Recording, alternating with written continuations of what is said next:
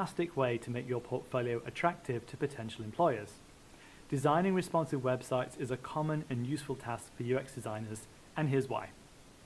A study from 2019 found that there were over 185 million active websites on the internet, and more websites are created every second. That's a huge number.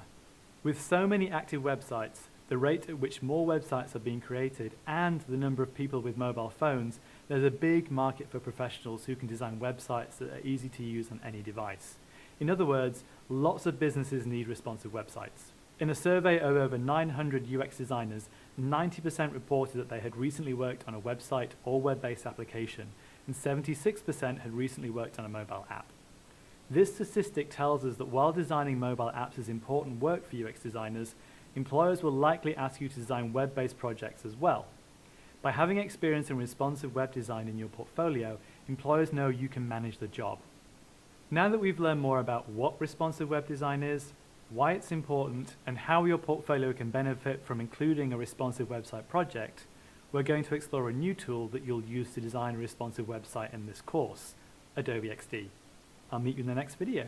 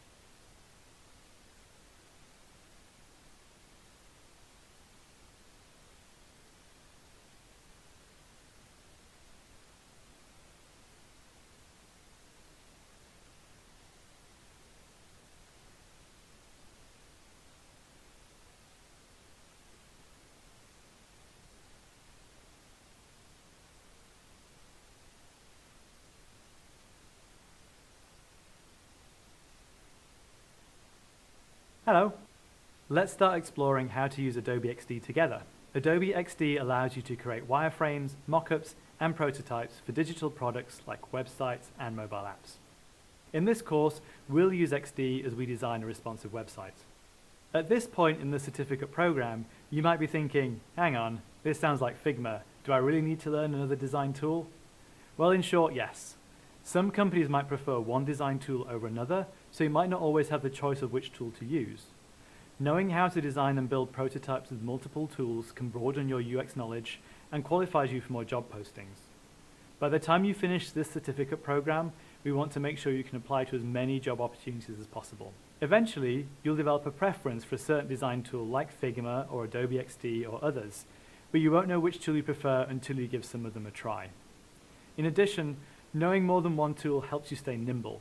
In the field of UX design, the tools we use change rapidly, so you need to be adaptable. The more tools you know, the easier it is to switch gears when needed. Like Figma, Adobe XD has its own unique features and benefits. For one, Adobe programs and services work well together. For example, a file created in Adobe Illustrator can easily be imported into Adobe XD, which makes your design process seamless. In addition, sharing in Adobe XD is easy. It can be done right from your artboards. You can generate web links that anyone can use to preview your designs or prototypes, and get feedback directly on your artboards. There's also built-in user testing mode that allows users to test your designs. And Adobe XD is built to work collaboratively with other users. This is great for end-to-end production for design teams. Adobe XD has both free and paid plans. One thing to keep in mind, if you are taking this course on a Chromebook, you'll need to complete your project for this course in Figma instead of Adobe XD, because unfortunately, Adobe XD is not compatible with Chromebooks. If this is the case for you, there'll be optional readings that follow each Adobe XD demonstration video with guidance specific to Figma. All right, let's roll up our sleeves and get into designing Adobe XD. I'll meet you in the next video.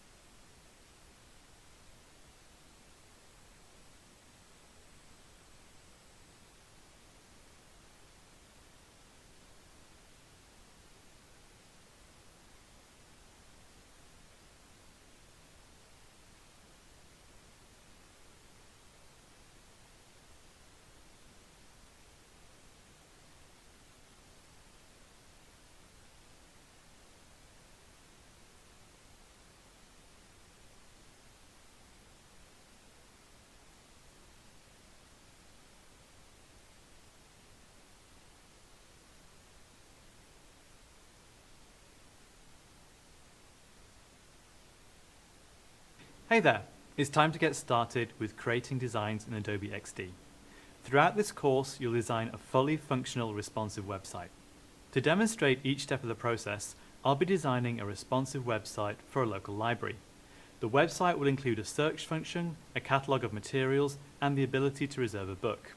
We'll get into more details later on, but for now, let's open up XD and start familiarizing ourselves with the program.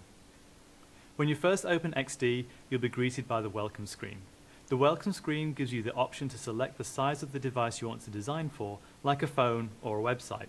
These sizes are shown in pixels.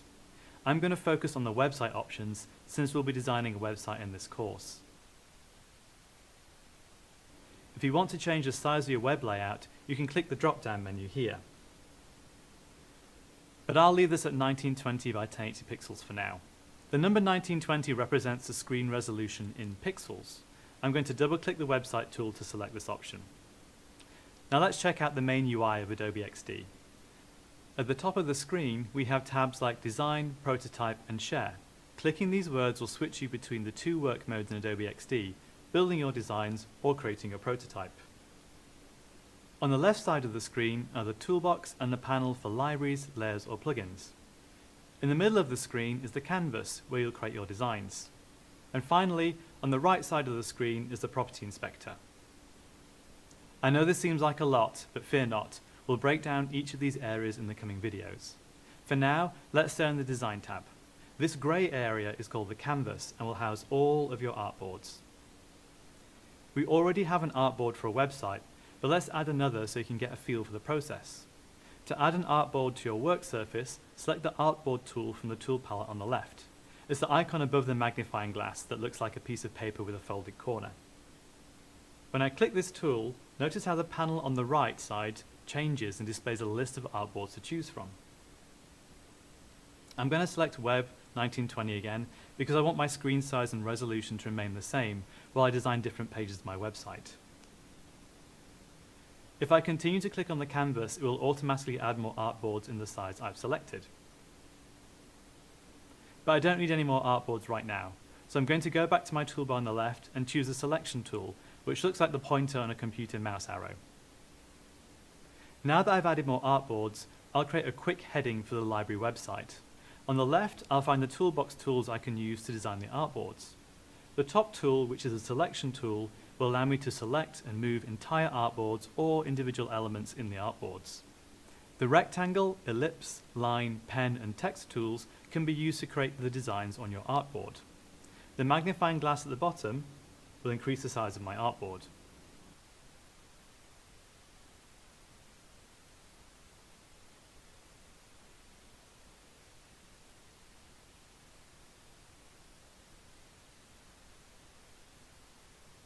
I'll use the magnifying glass to zoom in. Okay, now I'll select the text tool and create a heading on the artboard. I'll type in Wisconsin County Library. Because I just added a text box to the artboard, a list of options appeared in the Property Inspector on the right. These options are for the alignment types, transform tools, and the text appearances. Since the text I added is too small to be a heading at the top of a website, I'll use the font appearance option to make the text bigger. For example, I might change the font size from 20 to 100. I also want to move the text towards the top of the page in the middle by dragging the text box. To do that, I'll select my Selection tool to the left with my mouse and then drag the text box. Next, I'll add a square to represent the library's logo. To do this, I'll go to the toolbox on the left side of the screen and select the Rectangle tool. As you might remember from working in Figma, if you want to draw a perfect equal square, you can hold down the Shift key whilst you draw the shape. The same pro tip works here in Adobe XD too. Let's imagine the library we're designing this website for wants to put all of the recent book releases front and center on the homepage. So I'll draw a placeholder for a book using the Rectangle tool again, and I'll give it a title using the Text tool. Awesome, now I have some assets on my artboard. Now I want to align the content using a layout grid. As a refresher, a layout grid is a series of columns and gutters that allow you to organize elements in a design. Remember using a layout grid earlier in the program when you worked in Figma? This is similar in Adobe XD. I'll navigate to the toolbox on the left side of my screen and choose the Selection tool. Now I can double-click on my artboard to select it. I know it's selected as a blue line appears around the outside of the artboard. After I select my artboard, the right side panel will change, and at the bottom a section called Grid appears. I'm going to select the checkbox in this section. Alright, if I go back to the right side of the screen, I'll have a whole new list of options to work with. These allow me to customize the grid columns.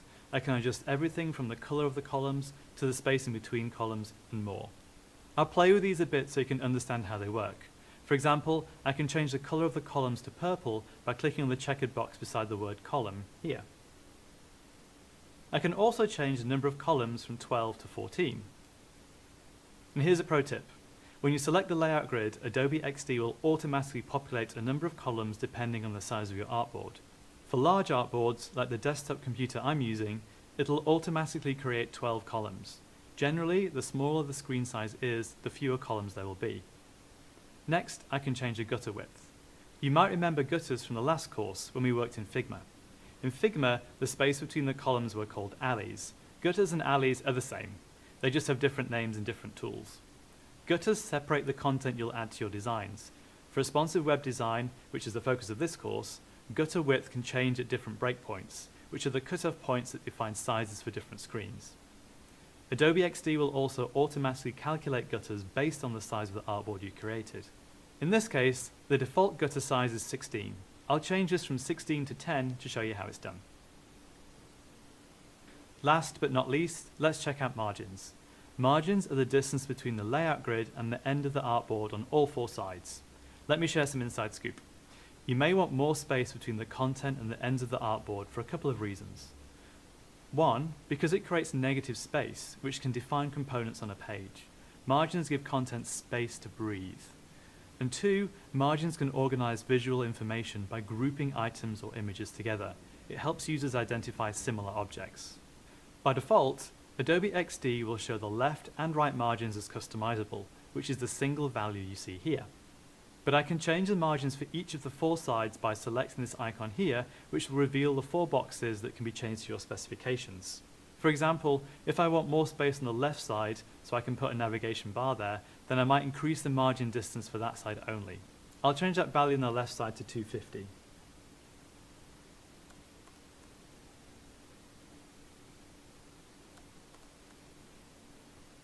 Oh, that doesn't look quite right. You know, on second thoughts, I might adjust those settings later. I want to change the values back to the default values Adobe XD sets, but I can't remember what those values were. The good news is, I can select the Use Default button here to reset them all to 12 columns, 16 width gutter, 122 column width, and 140 margins. Cool. Now that I have these columns to help organize my design, I'll click the Selection tool and align some of the assets in the artboard. First, I'm going to center the title using the columns. Then, I'll do the same for the book placeholder and its title. And there you have it. I've created an artboard and assets with Adobe XD. Now that I've covered the basics of designing in Adobe XD, it's time for you to set up an artboard for your own design project and play around in XD for a bit. Have fun.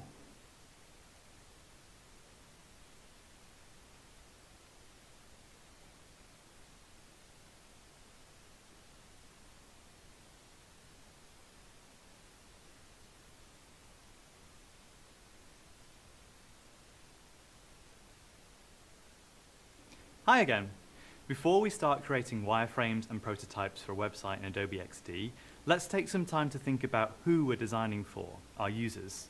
To design a website, we'll follow the design process. As you might remember, the first step in the design process is to empathize with users. If you've been taking the courses of the certificate program in order, this video will be a quick review of what you've already learned so far when it comes to empathy.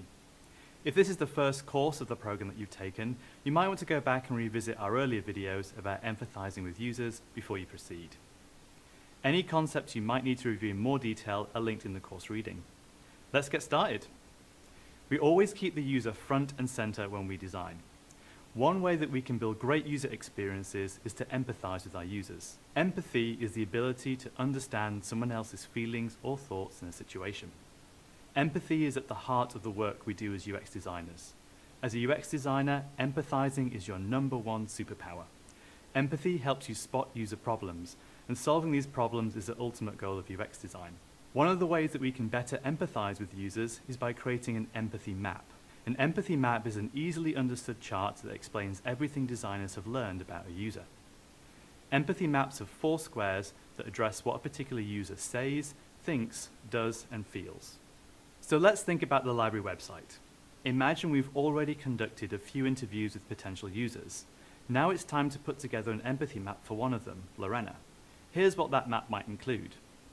In the Say square, we'll use a quote that Lorena gave us during their interview. "I wish the library made it easier for me to access all the newest mystery releases." In the Think square, we'll note that Lorena was smiling and leaning forward as they spoke. It was clear that they are passionate about books and care deeply about accessing them. In the Does square, we'll list one of the things that Lorena has done to try and check out a book at the library.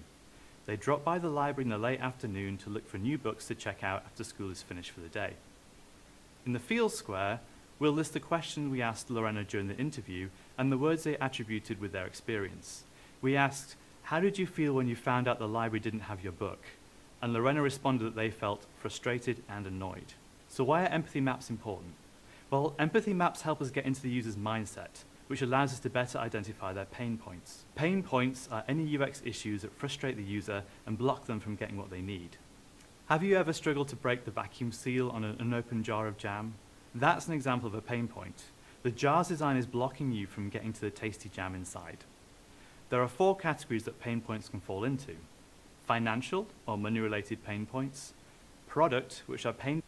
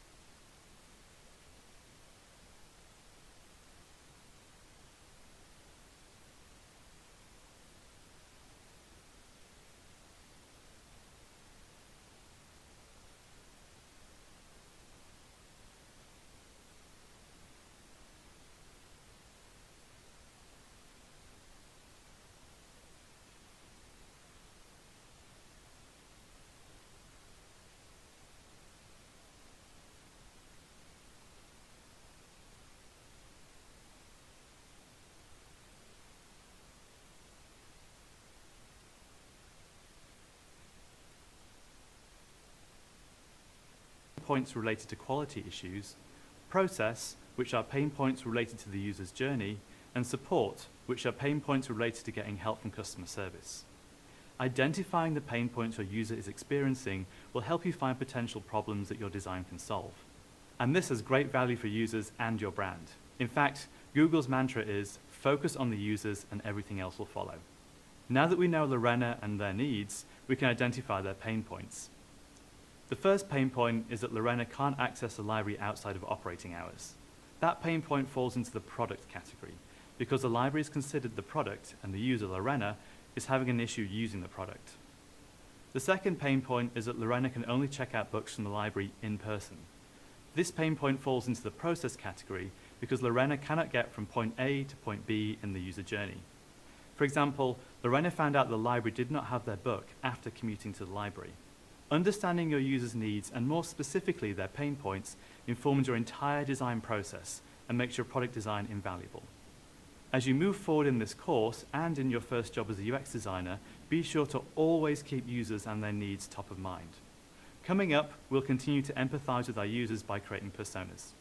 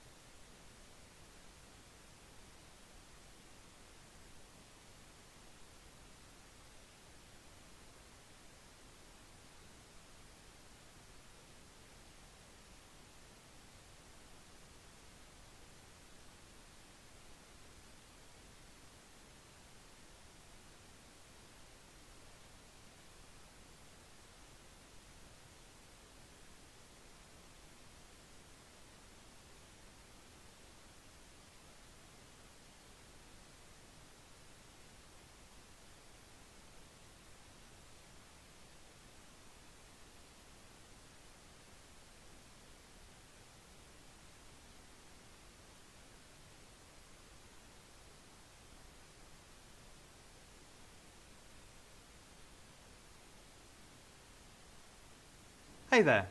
Now that we've refreshed our knowledge of empathy maps and user pain points, let's review how to develop personas.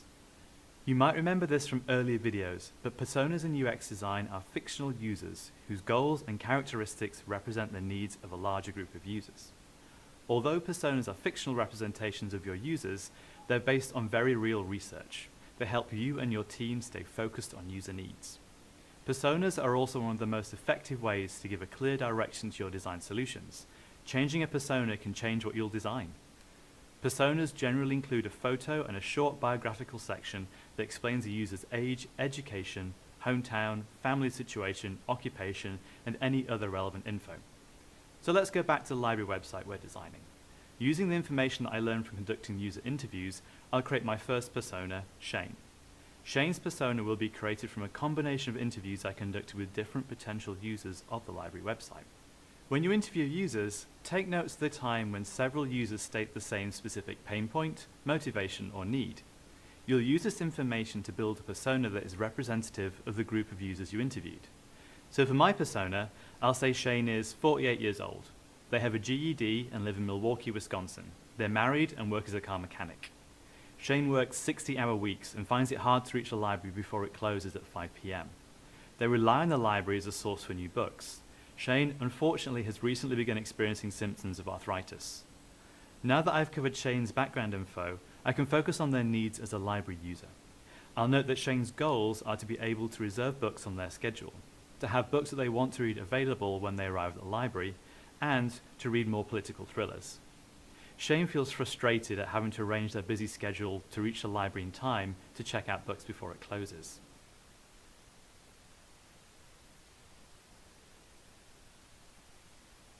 By creating a persona, we're better able to tell the user's story, empathize with them, and eventually design a solution for them too. So think about Shane. They just want to be able to access the books they want when their schedule allows. But it seems like they keep hitting roadblocks. Let's see how we can help them with our product designs.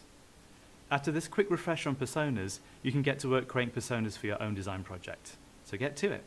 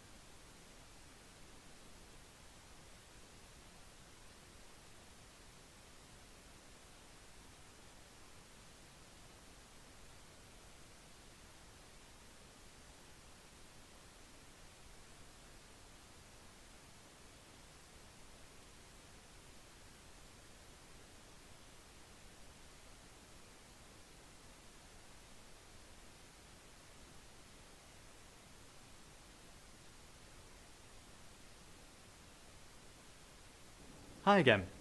Now that we've built out a persona for our library website project, it's time to create a user story. As a reminder, if this material feels unfamiliar to you, check out our earlier content on this topic that's linked in the reading that follows this video.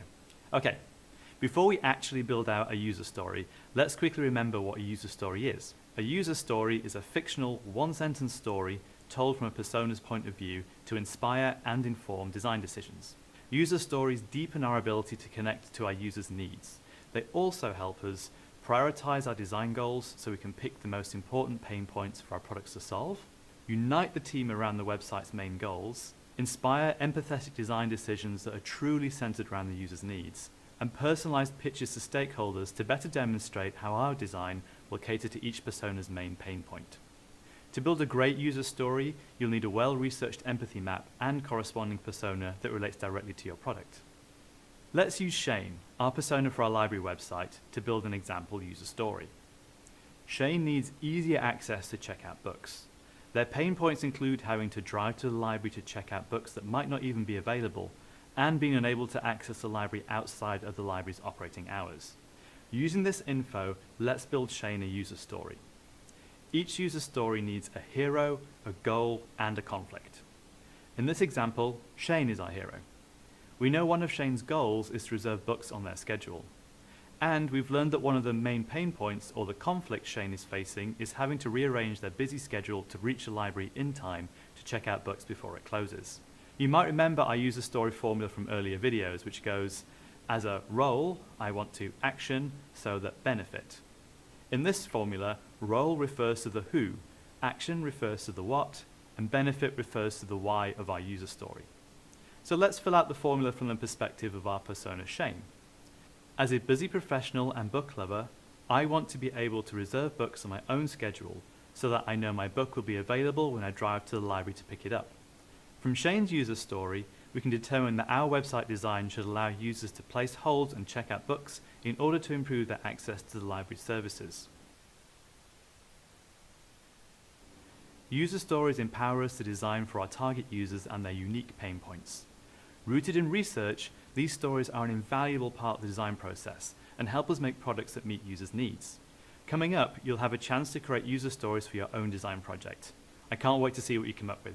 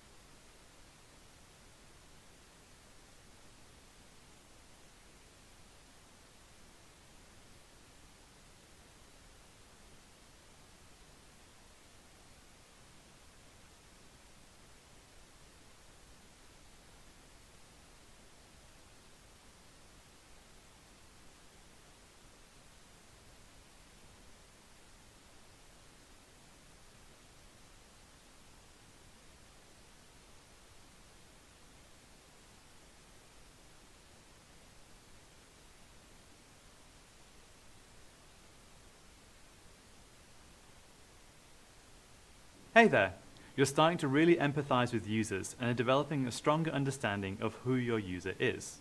Now, let's talk about how we turn a user story into a user journey map. As a reminder, a user journey is the series of experiences a user has as they interact with your product while they want to achieve a specific goal. User journeys build off the personas and stories you've already created. They help you think and feel like the user, which is super important. If you can't put yourself in the user's shoes, you can't be sure your design will really help them. Think of it this way. Personas are the foundation of your design process to empathize with users. User stories focus on the pain points that your personas are experiencing, and the user journey provides additional details to build out specific user stories. Before you start the user journey, you need a journey map. A journey map is just what it sounds like, an illustration of what the user goes through to achieve their goals. Several benefits can come from building user journey maps. First, user journey maps can help create obstacle-free paths for users that solve their pain points as clearly as possible. Additionally, user journey maps can reduce the impact of designer bias, which you might remember as a tendency for the designer to design according to their own needs and wants, instead of the user's. Creating a journey map lets you thoroughly detail the user's interaction with your design. That way, you can really focus on how a specific persona, and not you, thinks and feels at every step. User journey maps can also highlight new pain points that your user might experience along their journey as they use your product. And finally, user journey maps can help you identify improvement opportunities that could streamline the user experience and ease your access to the product. So how do we map out a user journey? One action at a time. We use these 4 steps. Step 1, note each action that a user needs to take to reach their goal. Imagine our persona Shane wants to check out a physical book using our library website. Shane needs to browse the catalogue of books, choose a book they're interested in reading, try to reserve the book, join a waitlist if the book is not immediately available, and then pick up the book from the library. Step 2, add descriptions for each action. Which tasks does our user have to complete? Well, for the browse the catalogue of books action, Shane might have to complete tasks like browse new releases, sort books by genre, and search for authors. You would add tasks like this for each action. I've gone ahead and completed this for our library website example. You can review this user journey map in more detail in the reading following this video if you're interested. Step 3, add how the user feels at each point. Guesstimates are okay in this step. For example, our persona Shane feels eager and inquisitive as they browse a catalogue of books. Then, Shane feels excited and optimistic that they can choose the book they're interested in reading. Similar to the last step, I've added feelings for each of these actions. And finally, step 4, add improvement opportunities. This is where we'd identify new ideas to improve each action in the user journey. For example, Shane's experience browsing the catalogue of books could be improved with the ability to select multiple filters at once. You can come up with lots of ideas for potential improvements to your design during this step, like I've done here.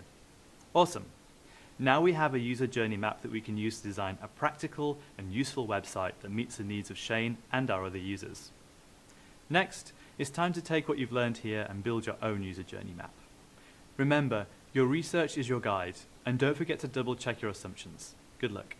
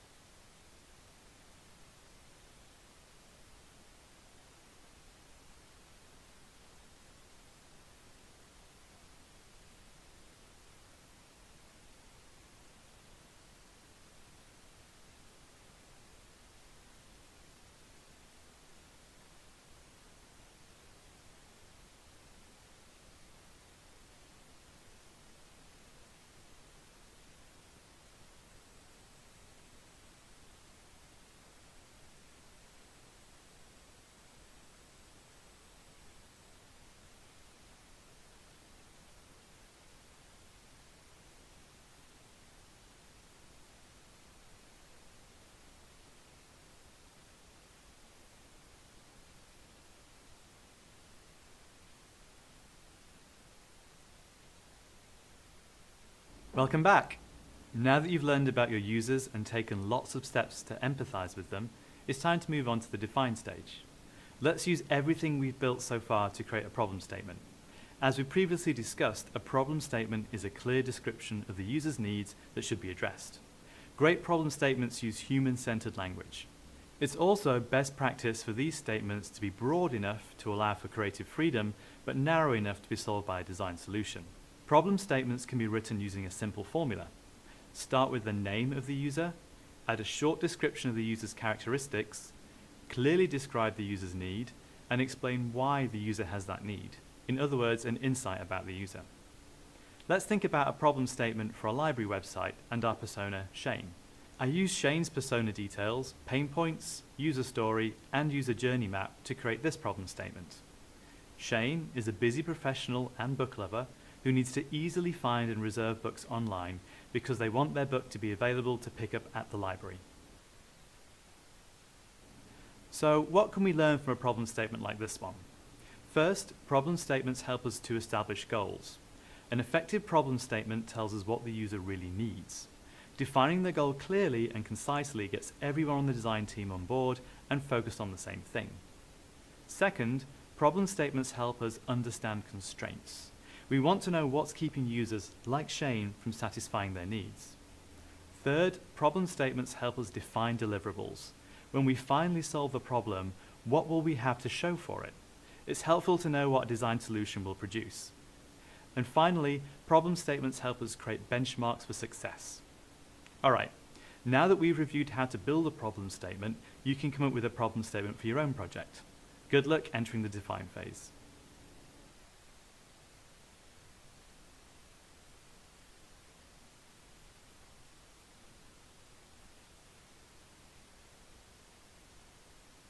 Congratulations! You've finished the first part of this course. Let's quickly review everything you've learned so far. First, you learned about responsive design and chose a new portfolio project. Next, you discovered the basics of how to use a new design platform, Adobe XD, and learned about the benefits that Adobe XD can provide as a program. Then, you empathized with users and built an empathy map, personas, and a user story. You also rediscovered the benefits of user journey maps. Finally, you defined the user's needs by creating a problem statement. Well done. Next up, we're going to discuss the ideation part of the design process. We'll do some sketching using the Crazy 8s exercise, revisit information architecture, and create a sitemap for a library website. I'll meet you there.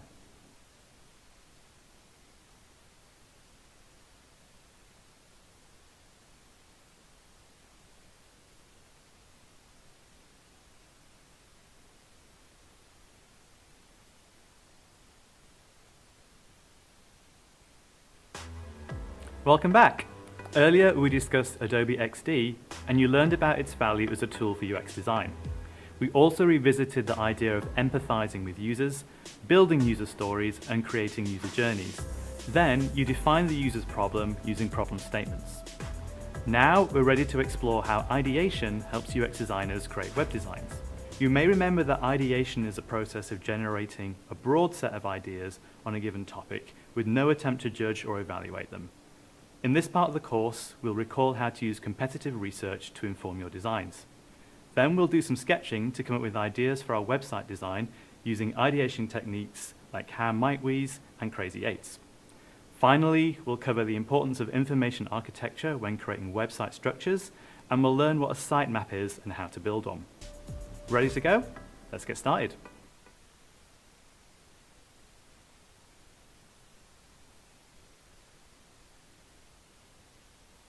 Hey there. As you enter the ideation phase of the design process, it's important to compare the product you're designing with other products from similar organizations. For example,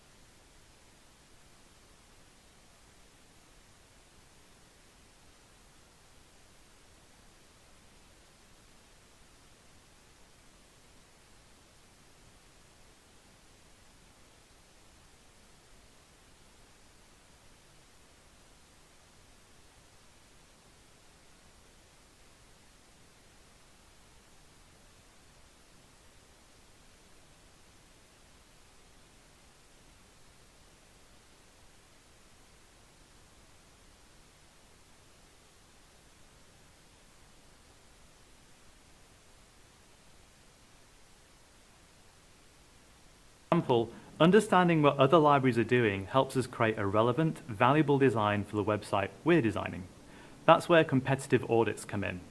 As a refresher, a competitive audit is an overview of your competitor's strengths and weaknesses. These audits are used to collect information about what the competition's doing, including the techniques that are working and the ones that need improvement. You can learn a lot from a competitive audit. Competitive audits are useful because they help you identify your key competitors, review the products that your competitors offer, understand how your competitors position themselves in the market, examine what your competition does well and what they could do better, and consider how your competitors talk about themselves.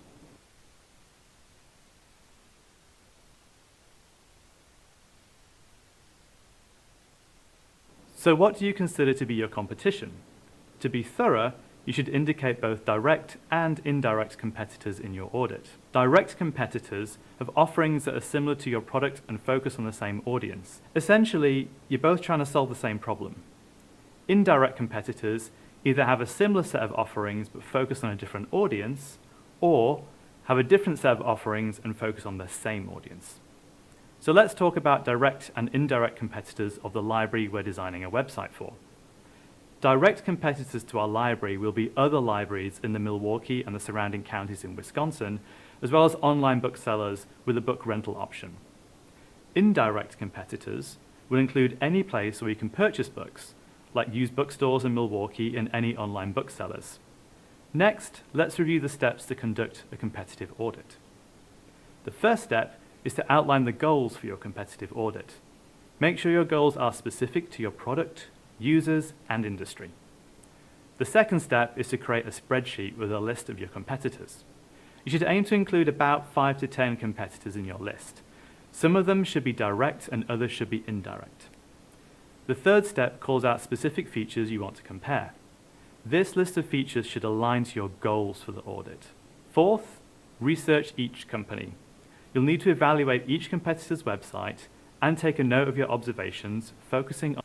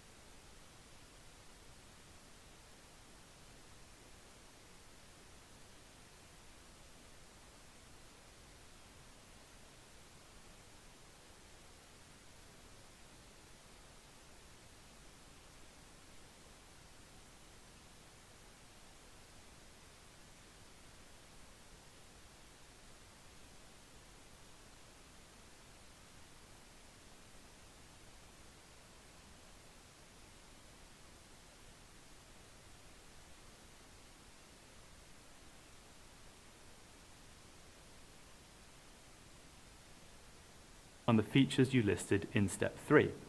Remember to include details like what works well, what could be improved, whether your competitors' features meet the needs of your specific audience. Fifth, analyze your findings. Try to spot trends and themes. Ask yourself, what are the similarities between you and your competitors? Is there a certain feature that your competitors all approach in the same way? Finally, summarize your findings in a report, providing clear explanation of your findings and what they mean for your design. Your report might be a slide presentation or a document. It's helpful to include screenshots and simple charts or graphics. Competitive audits are a fantastic way to provide designers with a lot of essential information, but there are limits to what they can do. There are even a few ways that they can get in the way of the design process. If you want to learn more about the limitations of competitive audits, I'd recommend you visit the earlier material about competitive audits, which you can find linked in the course readings. Coming up, you'll put your knowledge of competitive audits to the test and conduct one for the website you're designing. Can't wait to find out what you'll learn about your competition.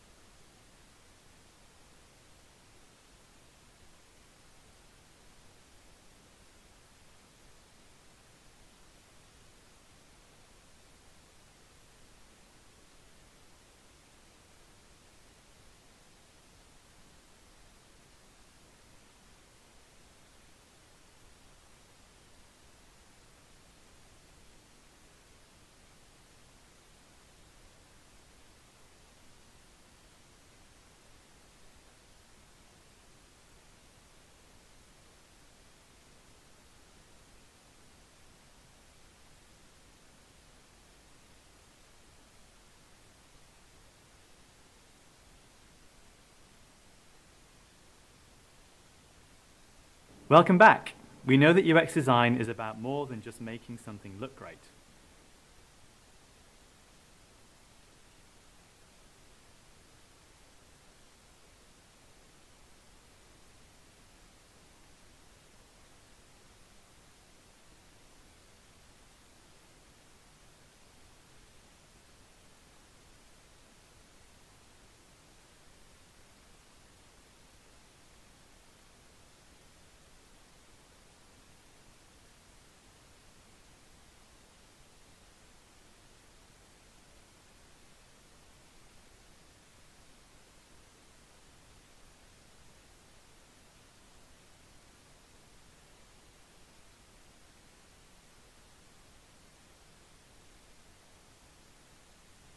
Let's keep ideating. Hello. Earlier we discussed, I'm going to draw the lines in my paper where I folded, but you don't need and crazy eights for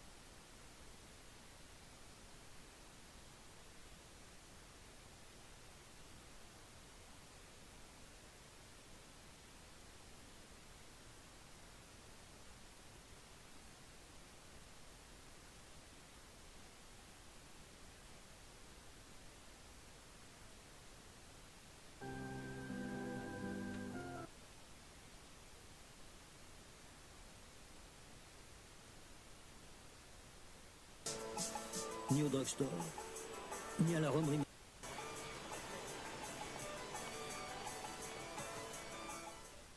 These... Listen.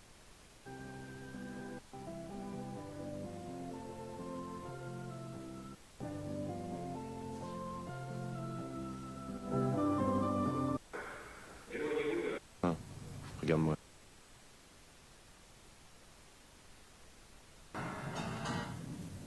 L'homme en noir. Toute une journée sans chauffer. Et comme freinage, impeccable. 4 freins que du...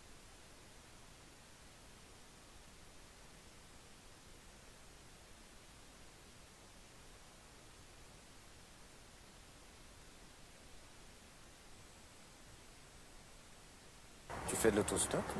ça m'est arrivé. Une fois, je suis allée de Paris à Genève en stop. J'ai mis 8 heures. C'est pas mal. Mais ce n'est pas dangereux? Tu n'as pas peur? Non. Puis c'est ça. These people speak French. In this course, these people speak French. In this course, everybody speaks French. Commençons par mes parents. Don't be concerned if you can't understand what they say at first. Voilà mon père et ma mère. Listen, watch, and get involved. Voilà. Pretty soon you will figure out what's going on. And be able to say a few things in French yourself. Ouais. Robert is determined to find Mireille. He rents a car and gets directions to Provence. But he turns to follow a sports car driven by a young woman who might be Mireille. By the time he realizes his mistake, he is 300 kilometers off course, lost in the wine country of Burgundy.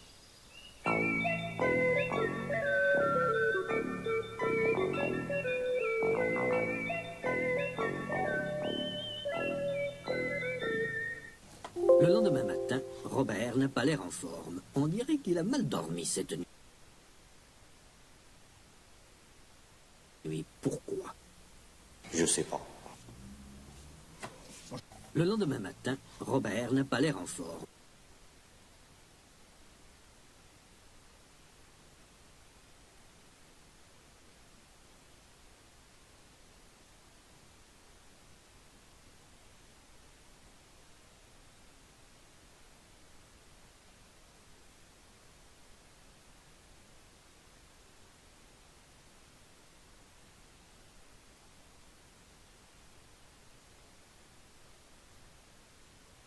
On dirait qu'il a mal dormi cette nuit. Pourquoi?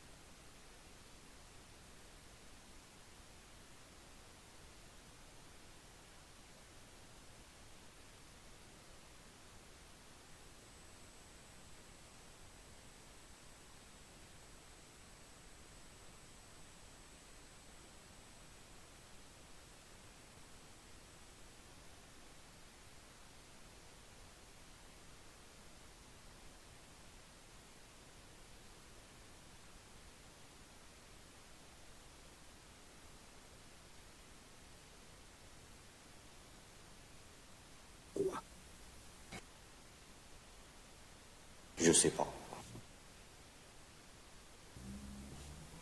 Bonjour monsieur. Vous avez bien dormi? Oui. Ah.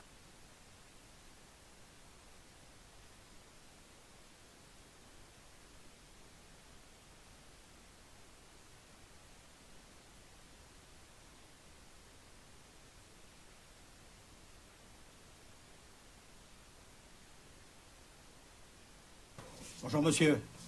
Vous avez bien dormi? Oui. Ah. Enfin, pas trop. Dites-moi, Provins. Vous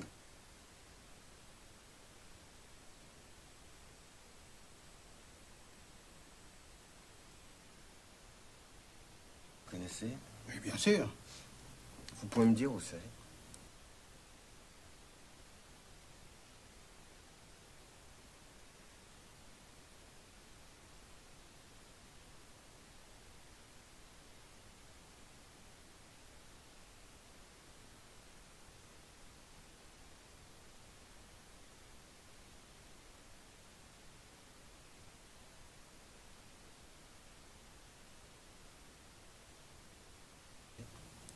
Eh bien, c'est vers l'est, enfin le sud. Oui, c'est ça, c'est le sud-est de Paris. Ce n'est pas très loin. C'est du côté de Chartres? Ah non, Chartres, c'est vers le sud-ouest. Provins, c'est au-dessus de Fontainebleau. Vous connaissez? Merci.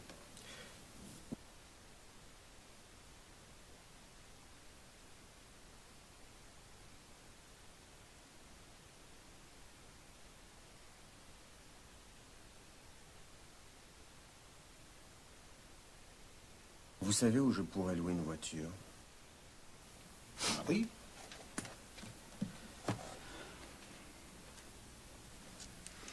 Avis, Hertz, Europcar, Mattei.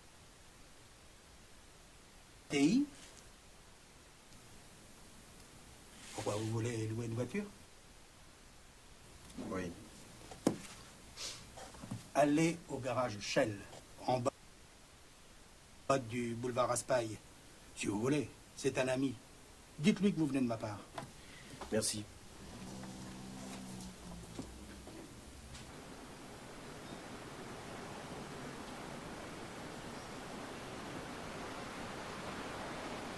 Bonjour, monsieur.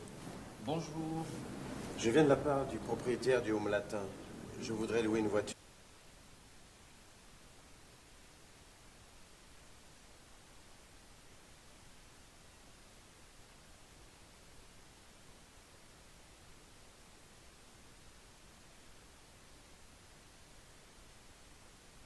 Pour la journée. Oui, qu'est-ce que vous voulez? Une grosse voiture? Une petite voiture? Changement de vitesse automatique ou manuel? Tenez, j'ai là une Renault 11 toute neuve.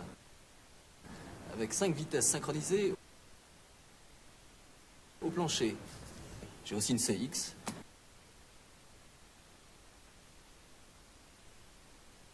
Avec suspension hydraulique, c'est très confortable.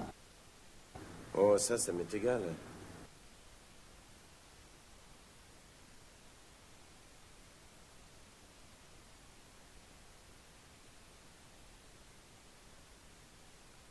Donnez-moi la...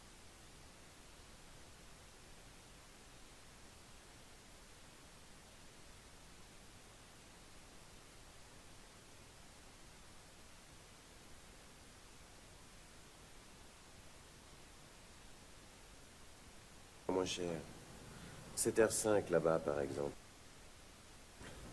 Il paraît que les R5, ce sont les moins chers. C'est vrai? Je regrette, mais elle n'est pas allouée. Je ne peux pas vous...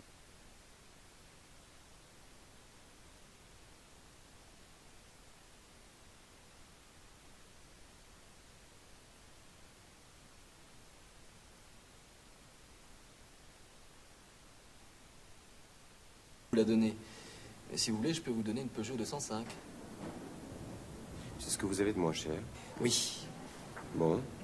C'est combien pour la journée? 450 francs. D'accord, je la prends. Si vous voulez bien me donner votre permis de conduire.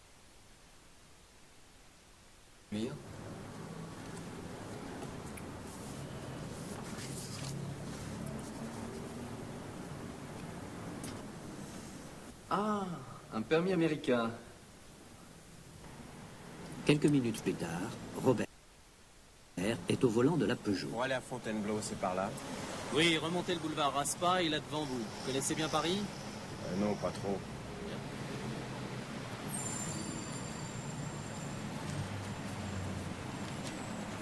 Tenez.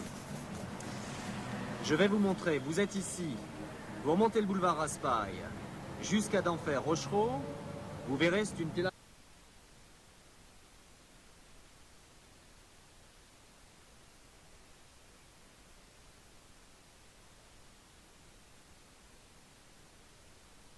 Avec un lion. Vous obliquez à droite pour prendre l'avenue du Général Leclerc. Vous la suivez jusqu'à la porte d'Orléans. Et là, vous prenez le boulevard périphérique sur la gauche. Vous n'aurez qu'à suivre les indications pour l'autoroute.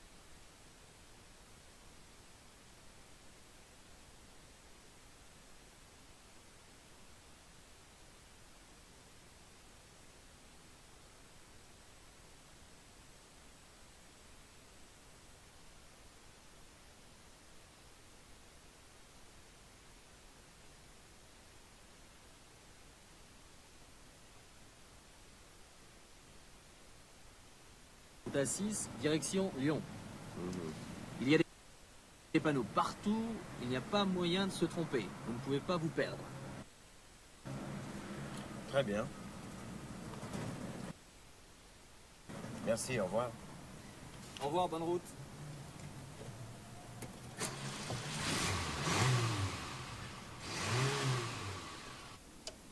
Pendant ce temps-là, Mireille téléphone à son oncle Guillaume pour lui emprunter une voiture. Tonton, c'est moi, Mireille. Dis-moi, je dois aller à Provins voir mon amie Colette. Tu sais Colette Besson?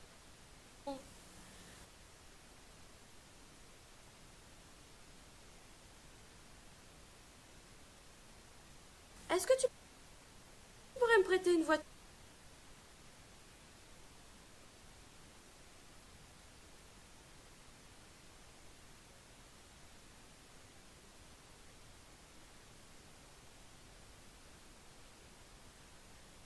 Colette, tu sais Colette Besson? Est-ce que tu pourrais me prêter une voiture? Mais oui, ma petite Mireille.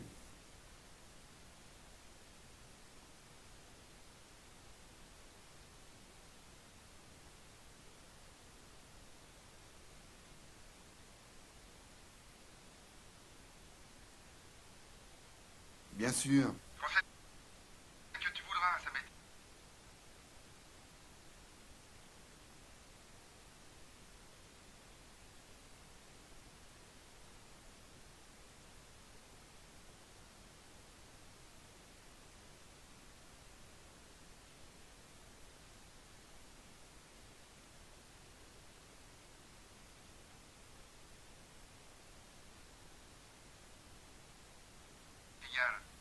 La CX? Entendu.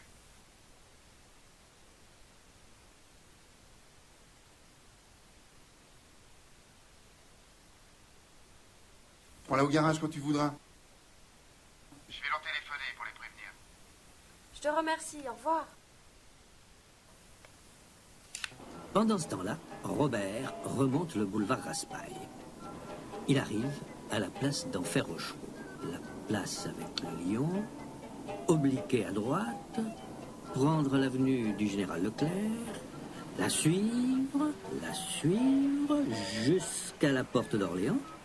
Ça doit être ici. Maintenant, prendre le périphérique sur la gauche, l'autoroute A6 en direction de Lyon. Il y a des panneaux partout, il n'y a pas moyen de se tromper.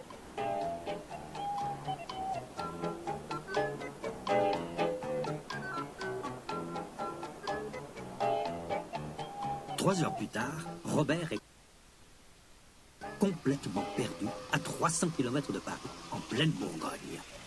Il demande son chemin. Excusez-moi, monsieur, la route de Paris, c'est bien par là? Ah, vous vous trompez, jeune homme. La route de Paris, c'est à droite, là-bas. Là, par là, c'est Mâcon. Là, vous êtes perdu.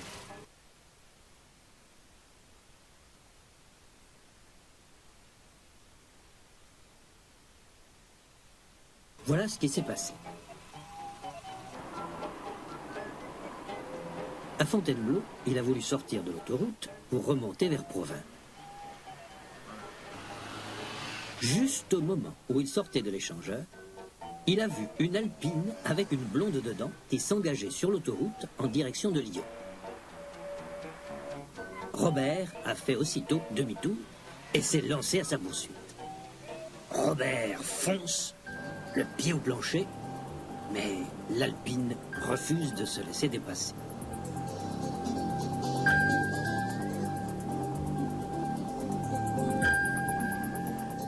Juste avant Beaune, l'Alpine s'arrête pour prendre de l'essence.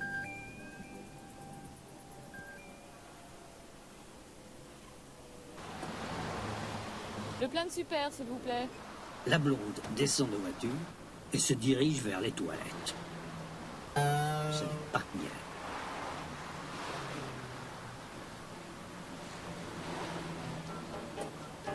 Écœuré, Robert sort de l'autoroute et va se perdre dans les vignobles bourguignons.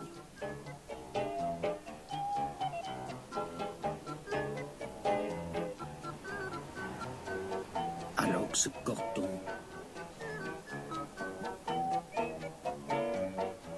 Nuit Saint-Georges, Vaule Romanée, Rougeau,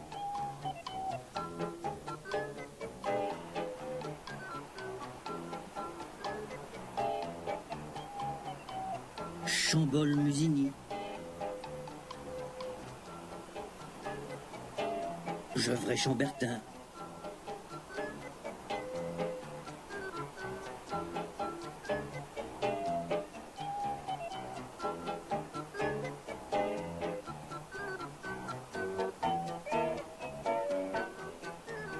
Fixe.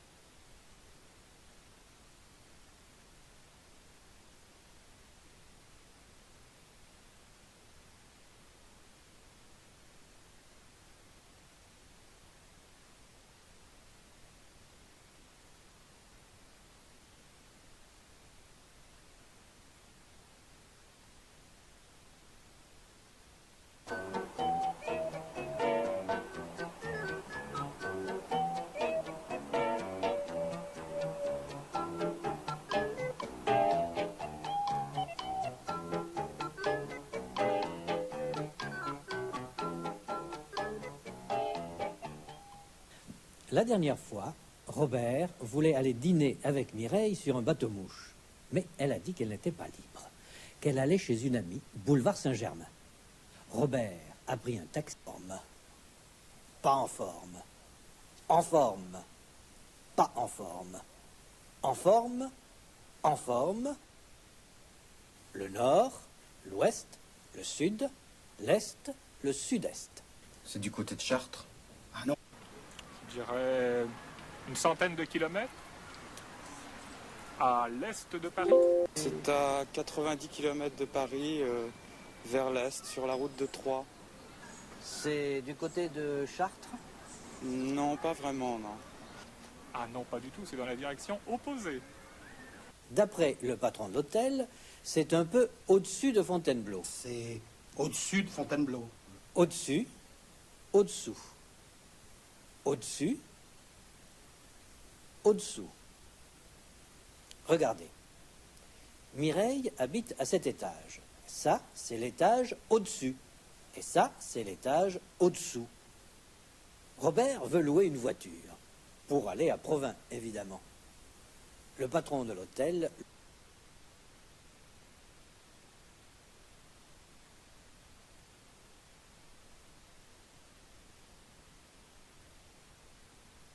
lui recommande un garage sur le boulevard Raspail, parce que le patron du garage est un ami. Allez au garage Shell, c'est en bas du boulevard Raspail. En bas, en haut.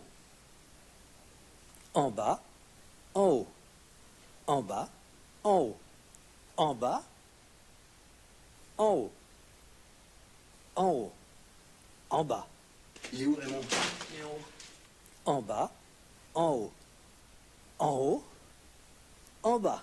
Tout en haut de la chaîne des Pyrénées, au pied du massif du Vignemale, se trouve le lac de Gaube.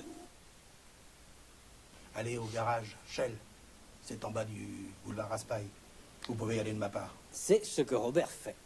Il dit qu'il vient de la part du propriétaire de l'hôtel. Bonjour, monsieur. Bonjour. Je viens de la part du propriétaire du Home Latin. De la part de. Observez.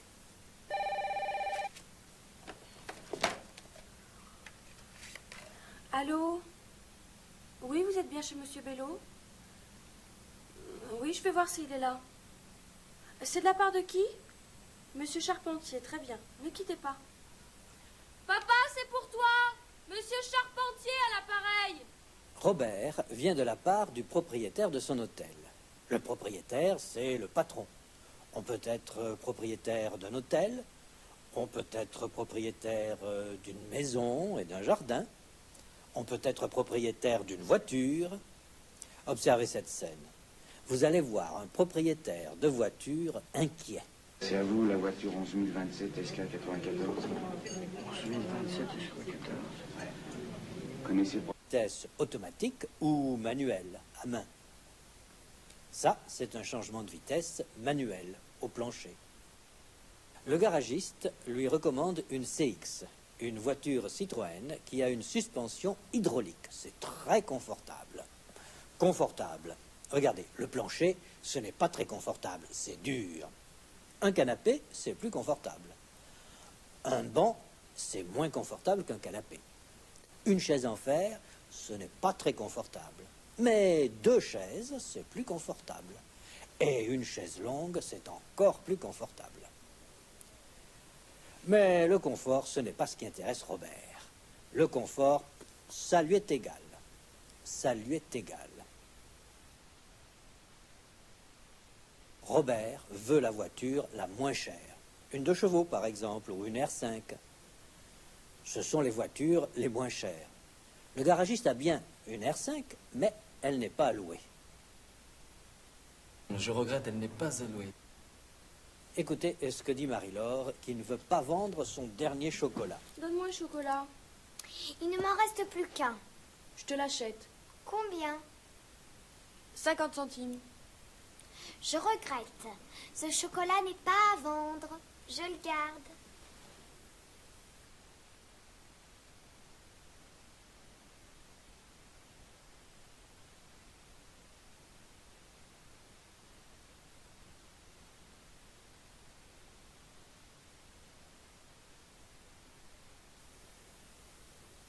Le garagiste propose une Peugeot 205.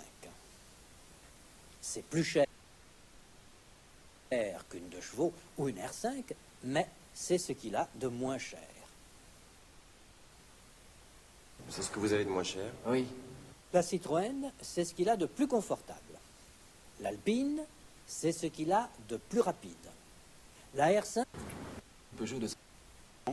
Petite voiture. Au volant d'un autobus. Boulevard Saint-Germain, voilà encore une avenue, Leclerc. Les Champs-Élysées aussi, c'est une avenue, une très grande avenue, très large. Voilà encore une avenue. Et puis, il y a les rues. Une rue, une petite rue, une vieille rue.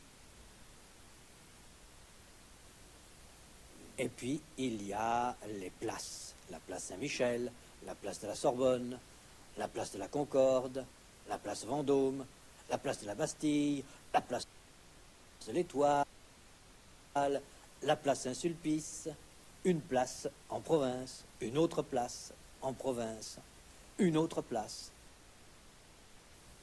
Un peu pas moyen de se perdre. Il y a des panneaux partout. Il fonce, a fait demi-tour et il s'est lancé à la poursuite de l'Alpine. Il suit l'Alpine.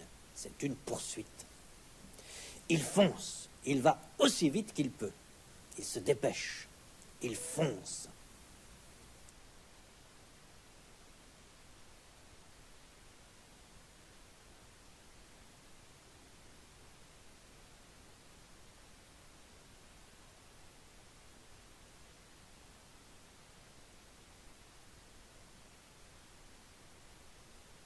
Et fonce. Allez, fonce, fonce. De dépasser l'Alpine.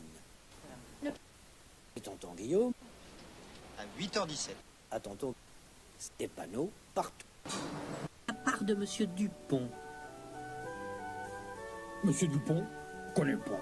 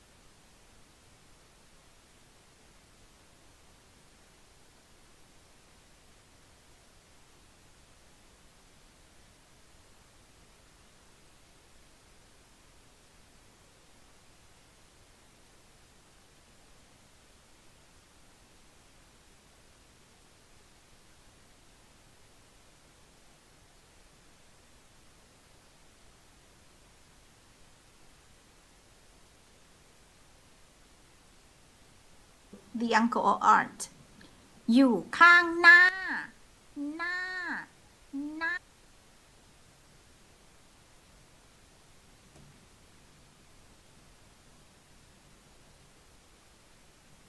สวัสดีค่ะ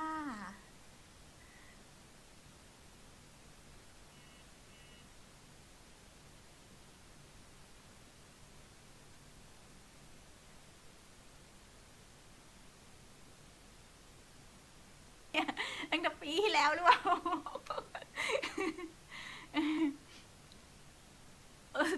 2 a.m. in the morning ตีสอง so 2 a.m. so I hope you guys have a cup of coffee already. Hope so. I just have one. So it's gonna be a lot of things today. I hope you have a cup of coffee. I hope you have a free mind that for the consonants or the letters themselves vowel we so you have to get test as well. Use so guys don't copy the others.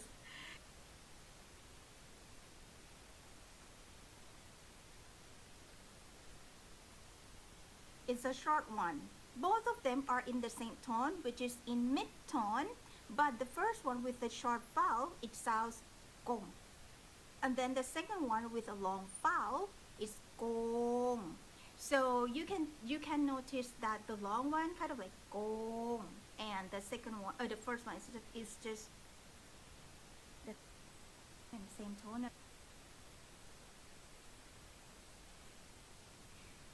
Next practice, I'm gonna say 2 words and you have to tell me which one is mid-tone and which one is low tone.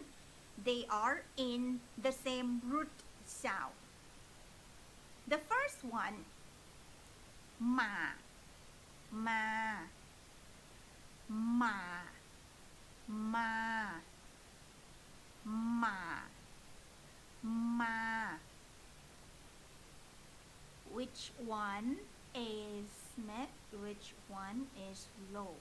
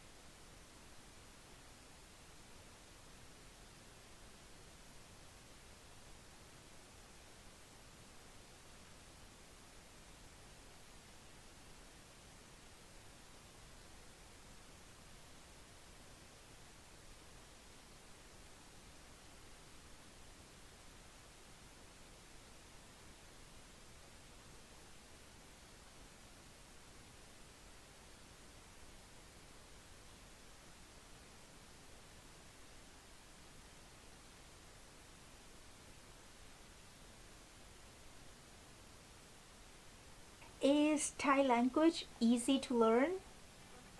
Might not be. The is Thai language easy to learn? as the only to remember new words of the language. Thai grammar is easy. There are no complex tenses. There is no verb conjugation. The one main key is to increase the size of your vocabulary bank. Many people might say, Tony speaking is difficult. Anyway, as I am a native Thai, even though when you be improved, a joy or over to or you are, the closer you are to the destination.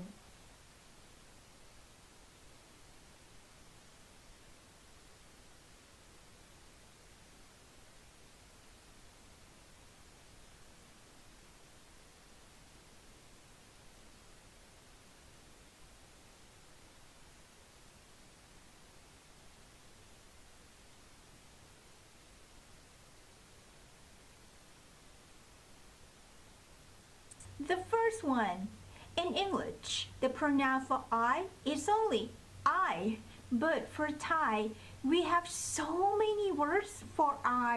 Oh, man. So we use the pronoun. This is the moods and later you need word. บ้านหลังนั้น so บ้าน means house and หลัง is the classifier and we use to the part of verb easy Titan. What's the best and all day long? It's a natural and effective way to acquire a language in a short period of time, life and all day every day. For example, 1. A calendar. Put a set of fetch cards on a bulletin board and change the set weekly. Read a Thai book. One Thai. Make it about 10 to 20 Thai words or sentences. Repeat 3 or tell me. In the culture, and you might have trouble practice or to be burnt. Means no. My means wood. My.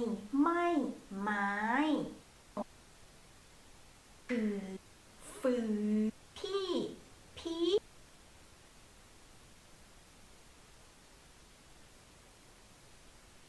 Hi guys, let's learn Thai.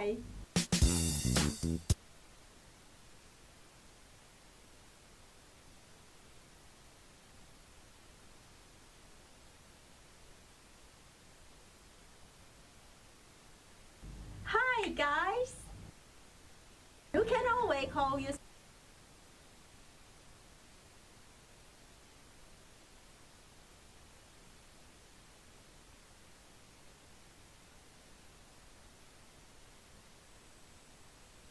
Hi guys, let's learn Thai.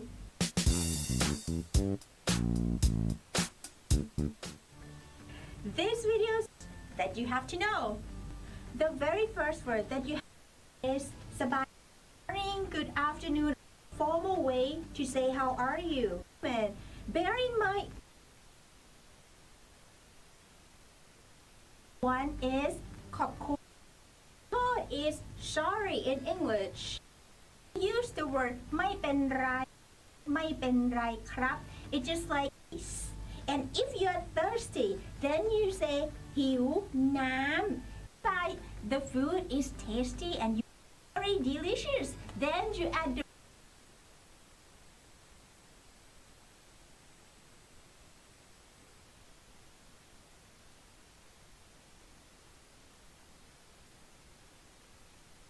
the word มาก at the end. It's ไม่เอาเผ็ด and ส้มตำ ไป is go แล้ว kind of orange. ไปแล้วนะคะ Then I've got to go now ไปก่อนแล้วนะ Bye. Hi guys, let's learn Thai. This video we are going to teach you 20 verbs that you should know, and they are all basic verbs. We have divided into 4 sets.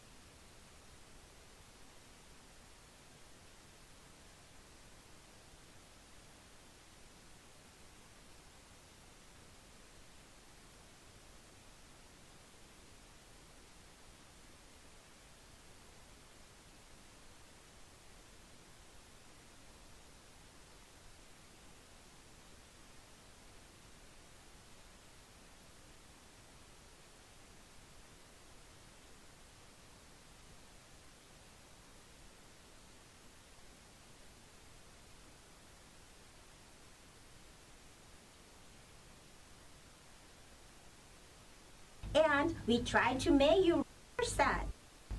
After eating, you want full. Then you might feel sleepy and then fall asleep. Yoon. Right. Andพูด ฟัง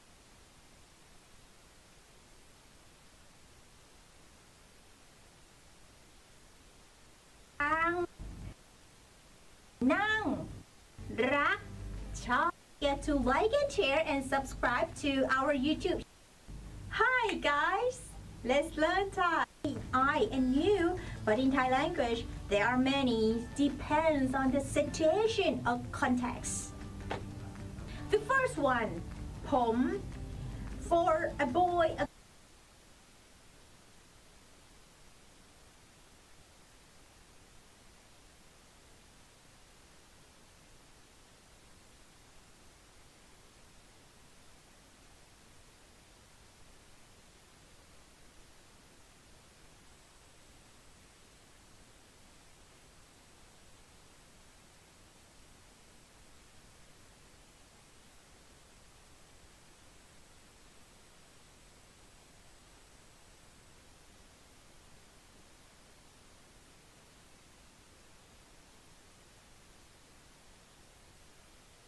Guy, a man, or an old man.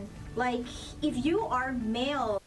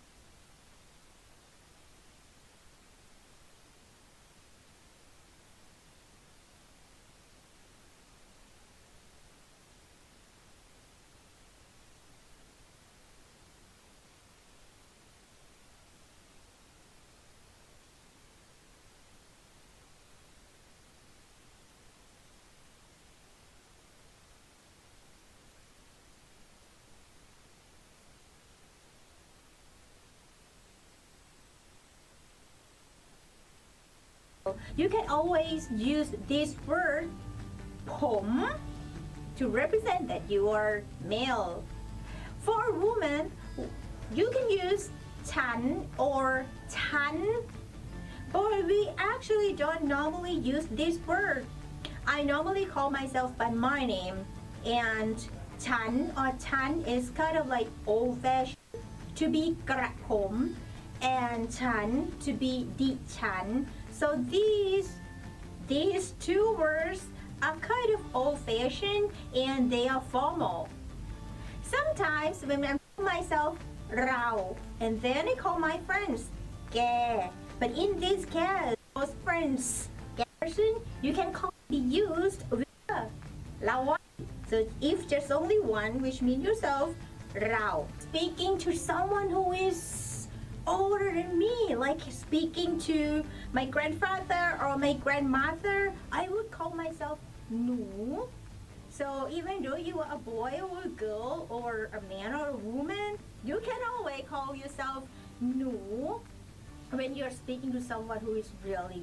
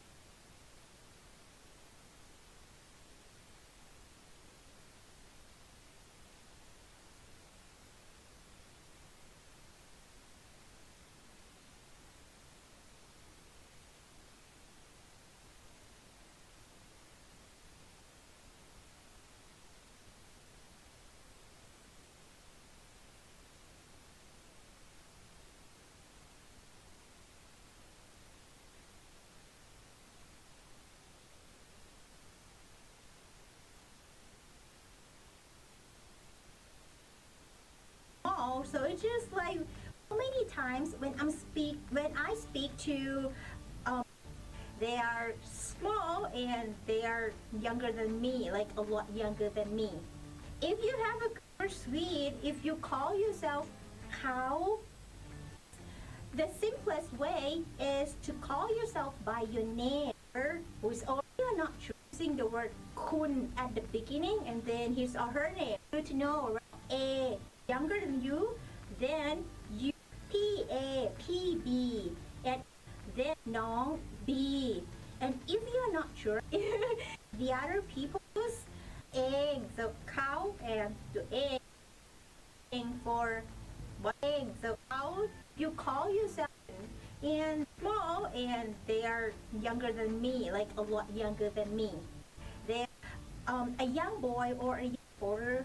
And so many times when I speak to a young boy or a young girl, small, so it's just like we compare ourselves to that person that we are smaller than that person who we are talking means a rat, which is an animal. When you're speaking to someone who is some really close friends call themselves cool. Here it's good to know. You know it, but don't you get to like more videos, so stay tuned. ไปก่อนแล้วนะ สวัสดีค่ะ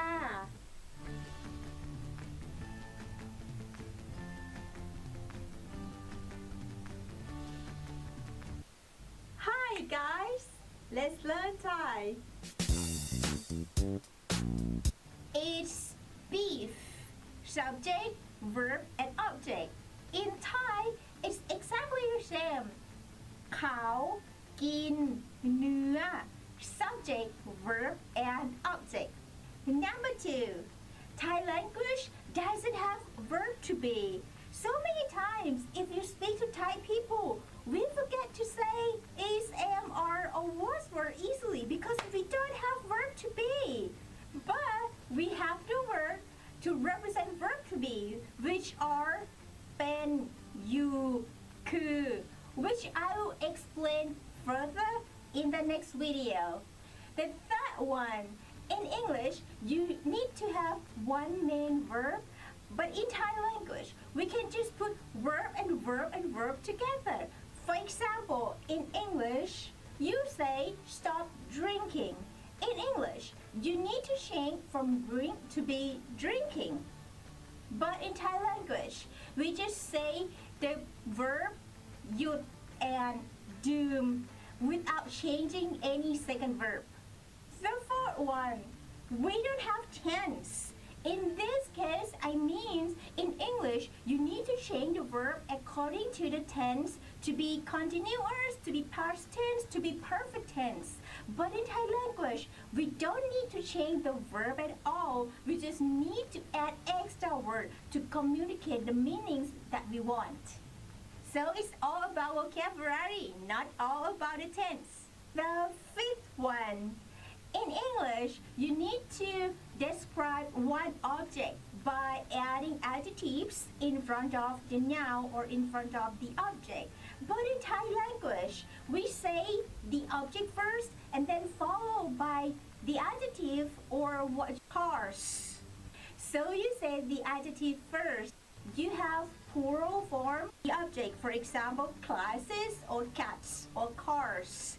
In Thai, we don't have that s or es at the end of the object. What you need to do is to specify the amount of or say the amount of it. Now, and then follow the e on that object. 5. However, number of the cars. How the sentence from affirmative sentence, and you say I ate apples already. In Thai ฉันกินแอปเปิ้ลแล้ว When you want to change to be question in English, you need to put what at the beginning and restructure the sentence to be what did you eat?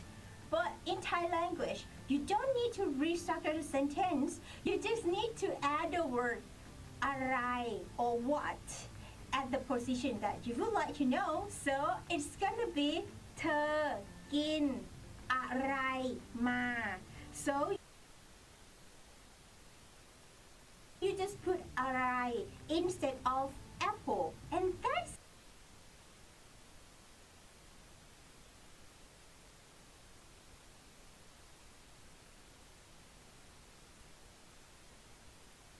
it. You're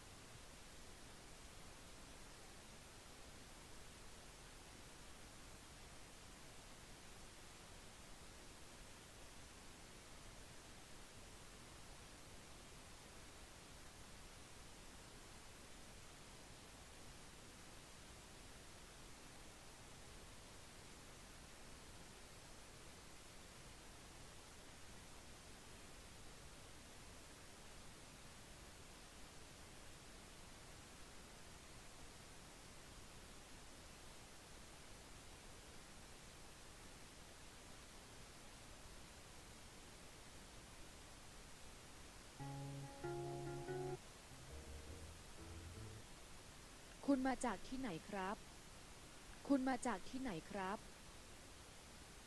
ฉันมาจากอังกฤษค่ะ ฉันมาจากอังกฤษค่ะ แล้วคุณล่ะ แล้วคุณล่ะ ฉันมาจากอเมริกา ฉันมาจากอเมริกา is to do งาน is work so go to do work basically go to up exactly I want to go in Thai is ฉันผมอยากไป here you go I want to go many people say ฉันเอาไป wrong นะคะ because เอา use with now want something and อยาก use with verb one more ค่ะ I want to eat as a verb and then I want to eat pizza because เอา use with now want something and อยาก use with verb one more ค่ะ I want to eat as a verb and then I want to eat pizza how do you say that I want to eat pizza tap down tap down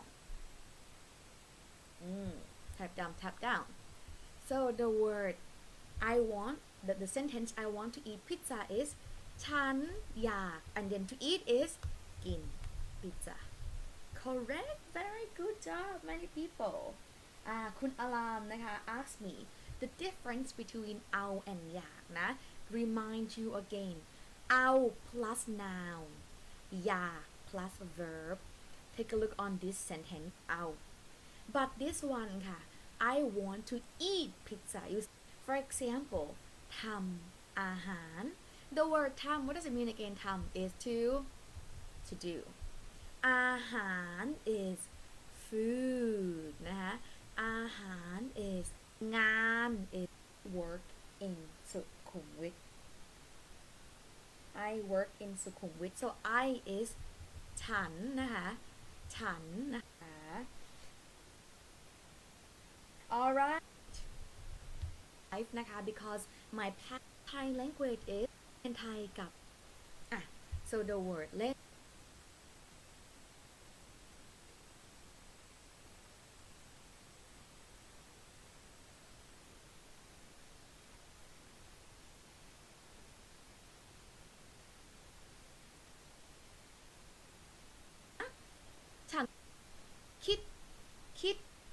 คิด or meal buy a meal นะคะ so here you go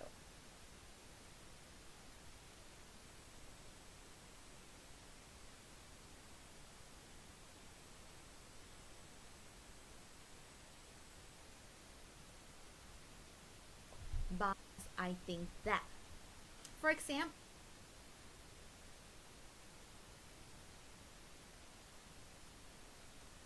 I think that I like coffee following so is to รู้ is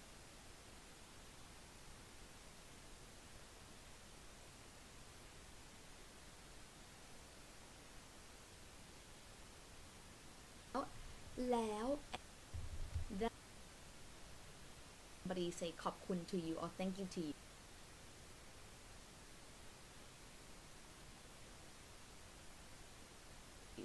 you say ยินดี เอา Thai people later and you can practice to remember the word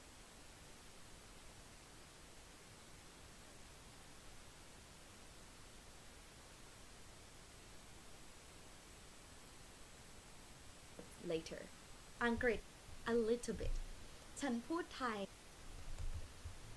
for example I talk with my teacher how do you say that good job I talk with my teacher tell that บอกว่านะคะ so if you want to say you told me that you like me woohoo you told me how to say you told me คุณ told or tell บอกนี้ฉันว่า see คุณบอกฉันว่า you told me that you like me คุณชอบฉัน yes. Okay, have interaction. So in Thai we use the word meet instead. So we will not เจอ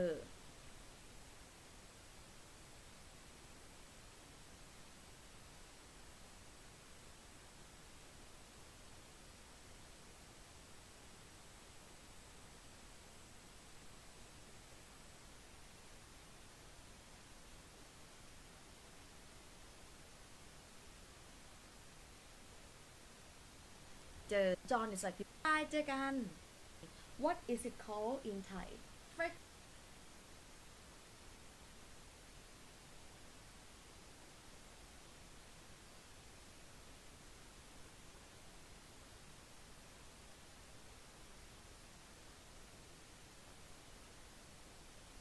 example, to open.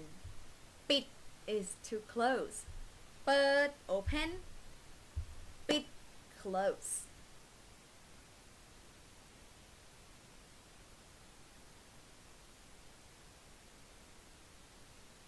Bird open,ปิด close. However, the word bird not only open, but case mean like you say เปิดใส่ Everybody say ใส่ Good. ใส่ with low tone means to put in, to put on, to wear. For example, you can say ใส่แว่นตา แว่นตา means wear a top นะอ่ะ Hi, Cruza. You can also use the word อ่าน like